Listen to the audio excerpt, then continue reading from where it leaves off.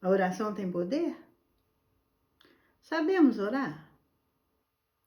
Vamos bater esse papo aí, baseados lá no livro A Oração, Seu Poder e Seus Efeitos, de 1944, de Alex Carrel.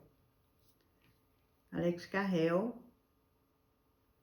era um médico e cientista. Ele foi prêmio Nobel de Medicina em 1912. E ele publicou esse livro, A Oração, Seu Poder e Seus Efeitos, em 1944. E lá nesse livro, ele afirma um negócio muito interessante e surpreendente.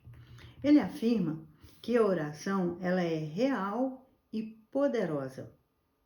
Eu sei que estudos científicos mais recentes nos mostram que quando o ser humano entra em oração, a partir do momento que ele se propõe a orar, o sentimento de conexão com o divino faz com que o nosso glóbulo frontal aqui, que o fluxo sanguíneo aumente aqui nessa parte. Só de se preparar, de ajoelhar para orar, esse fluxo sanguíneo aumenta aqui. Tão poderoso é o ato de orar. Só que o ato de orar não é uma coisa muito simples. Não é um falatório. E nós vamos falar exatamente sobre isso, tá bom? Então, nós vamos falar a oração como força real, né? Porque se a oração, ela tem tanto poder, por que muitas vezes ela parece que não funciona? Não é verdade? Para Carrel, a oração, ela não é superstição e nem imaginação. Ela atua como uma energia sutil, capaz de reorganizar o nosso mundo interior. E ele observou que a oração, ela acalma a mente, ela fortalece o nosso equilíbrio emocional, ela favorece os processos naturais de cura, ela amplia a capacidade de enfrentar a dor. Só que, como eu já disse, nem toda prece é uma verdadeira oração. Será que nós realmente sabemos orar? Muitos de nós ainda não sabemos orar, porque nós confundimos a oração com aqueles pedidos incessantes. Nós confundimos oração com reclamação, com medo, com desespero, aquela repetição automática de palavras, aquela negociação com Deus, né? Barganha. Eu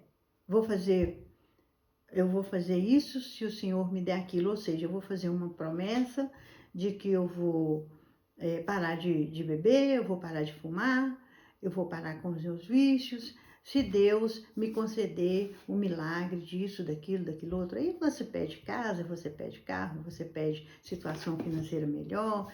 E a gente, normalmente, dentro dessas nossas orações, que não são aquelas orações verdadeiras, aquelas orações de sentimento, aquelas orações conscienciosas, a gente pede coisas materiais.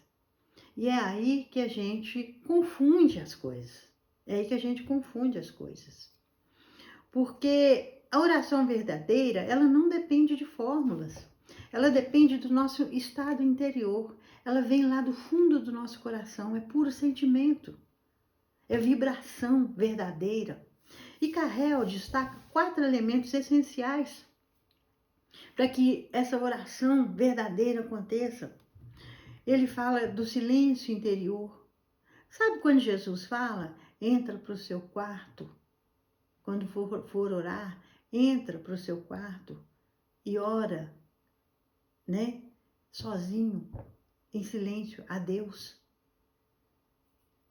Então, é um silêncio interior, humildade sincera. É você reconhecer que nós somos as criaturas do Criador, do nosso Pai, Deus, né? É a nossa verdade emocional, é aquele sentimento do que a gente realmente quer passar para nosso Senhor. aquele sentimento do que a gente realmente necessita lá do fundo do coração. É aquela entrega confiante, né? Então, orar é colocar-se em estado de receptividade diante do invisível.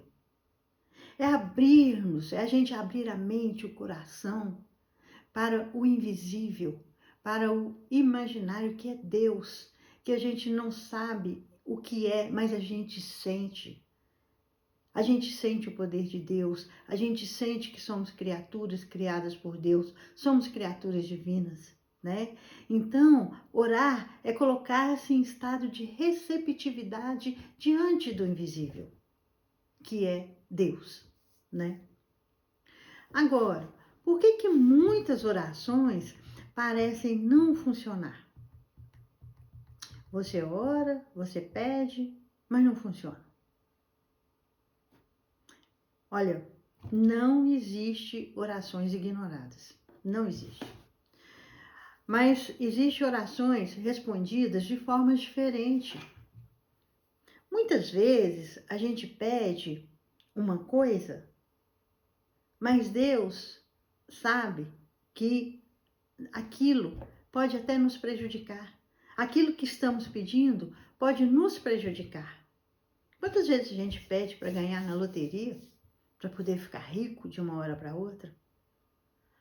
Mas e se essa riqueza for te trazer mais débitos para a próxima reencarnação? E se essa riqueza for fazer com que você peque mais, com que você erre mais, com que você tome atitudes que não deveria tomar? Né? Porque pela facilidade de uma condição financeira, a gente pode realmente fazer coisas que depois a gente vai realmente se arrepender, não é verdade? Porque muitas vezes nós pedimos o fim de uma prova quando precisamos do aprendizado dessa prova. Muitas vezes a gente pede o alívio imediato de um sofrimento quando aquela dor está nos educando. Muitas vezes a gente pede a mudança do outro, que o outro mude, quando a transformação necessária deve ser a nossa transformação. Não é o outro que deve mudar para se encaixar aonde você espera. É você que deve mudar para poder servir ao outro. Nós não aprendemos que a gente deve amar ao próximo como a nós mesmos e que a gente deve fazer ao próximo o que gostaríamos que o próximo nos fizesse? Não é assim que a gente aprendeu? Então, o primeiro efeito da oração não é mudar as circunstâncias, não é mudar o mundo, é mudar a quem ora, é mudar a nós mesmos, nossa forma de ver a vida, nossa forma de encarar a vida, nossa forma de reagir aos problemas, reagir às dificuldades que aparecem na nossa vida, porque essas dificuldades são ensinamentos. Essas dificuldades é que nos faz crescer, que nos faz melhorar a cada dia. E a gente tem que entender isso com resignação. Com resignação, sem revolta, com fé, confiando na providência divina, confiando que o que Deus faz é perfeito. Nós é que temos que nos adaptar. Nós somos espíritos em evolução. Nós estamos aqui encarnados para isso. Então, a partir dessa transformação interior que a gente passa a se submeter, a partir dessas dificuldades, a partir desses aprendizados, a vida exterior começa naturalmente a se reorganizar. Aí a gente vai ver os efeitos da oração. Porque a oração sincera, a oração verdadeira, o que ela produz? Ela produz serenidade, ela produz esperança real, ela produz força moral, ela aumenta a nossa capacidade de perdoar, ela nos dá maior lucidez diante da vida, maior capacidade de entender como que funciona o mecanismo da lei divina, das leis divinas. Ela eleva o padrão vibratório do nosso espírito. Então, a gente conclui que a oração, ela estabelece uma comunicação com uma realidade superior, que reorganiza a vida interior nossa. E o maior resultado da oração, como eu já disse, não é alterar o mundo exterior. Não é alterar o mundo exterior. O maior resultado da oração é transformar o coração de quem ora. É um dos instrumentos mais elevados de ligação do espírito com o mundo espiritual. É a nossa comunicação com Deus. Allan Kardec, lá no Evangelho segundo o Espiritismo, ensina que a prece ela é uma invocação e que por ela o homem entra em comunicação com o ser a quem se dirige. Então foi igual eu disse no início. É através da oração que nós temos a comunicação sincera e honesta com Deus, nosso Criador, né? Então, orar é sintonizar com Deus. E a melhor prece é aquela que sai do coração. A oração tem poder, sim. Mas o seu maior poder não é mudar Deus e nem mudar as leis divinas. Ela nos transforma por dentro. Então, o maior poder da oração é nos transformar por dentro. Ela nos educa o sentimento, ela nos fortalece o espírito. E como ensina a doutrina espírita, a oração não nos livra das provas. Ela nos dá luz para atravessá-las. Ela nos dá condições emocionais, condições intelectuais, para que a gente tenha esclarecimento. Ela nos dá total condição de poder enfrentar todas as vicissitudes da vida com fé, com resignação, com esperança, né? Entendendo que se estamos aqui num planeta de provas e expiações, nada vai ser fácil. Mesmo que a gente não acredite mesmo que a gente não acredite, não, mesmo que a gente não aceite que passaremos por provas e expiações, nós vamos passar. Então, a melhor forma de passar por essas provações, por essas provas, por essas vicissitudes, essas dificuldades que a gente vai passar na vida, a melhor forma é com resignação, com aceitação. Por isso, essa ferramenta tão importante que Deus nos deu, oração, para que através dela a gente possa se acalmar, para que através dela a gente possa ter esperança, para que a nossa fé seja realmente uma fé verdadeira e a gente possa entender o processo, como eu disse, o processo das leis divinas, às quais nós estamos submetidos. E as provações foram já escolhidas por nós. Se não foi escolhidas por nós, foi determinadas por Deus. Porque antes da gente reencarnar, a gente tem aquela programação reencarnatória. A gente, lá no mundo espiritual, onde tudo é esclarecido, onde tudo é muito claro, onde a gente entende realmente o propósito, né, de crescer espiritualmente, de evoluir, lá a gente não tem, por exemplo, tarefas para fazer igual a gente tem aqui.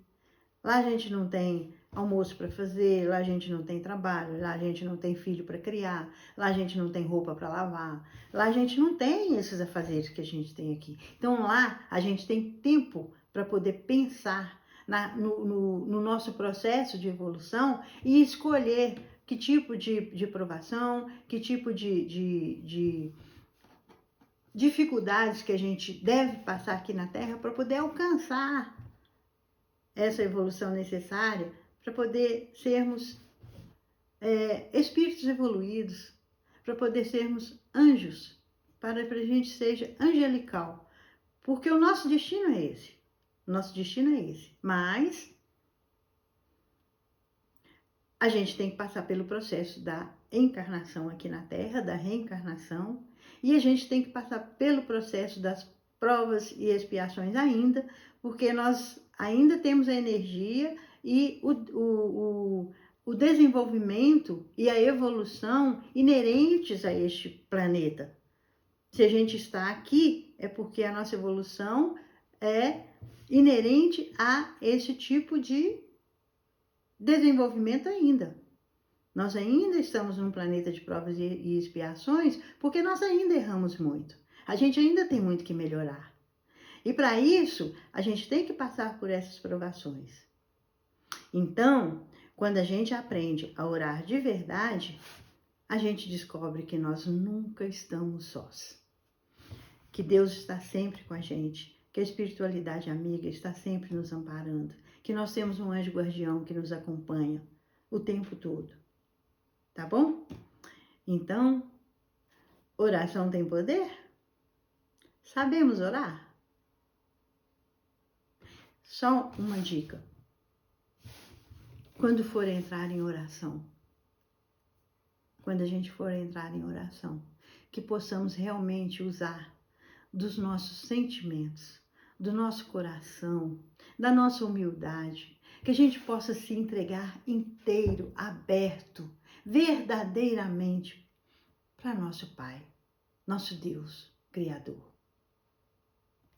Abraço.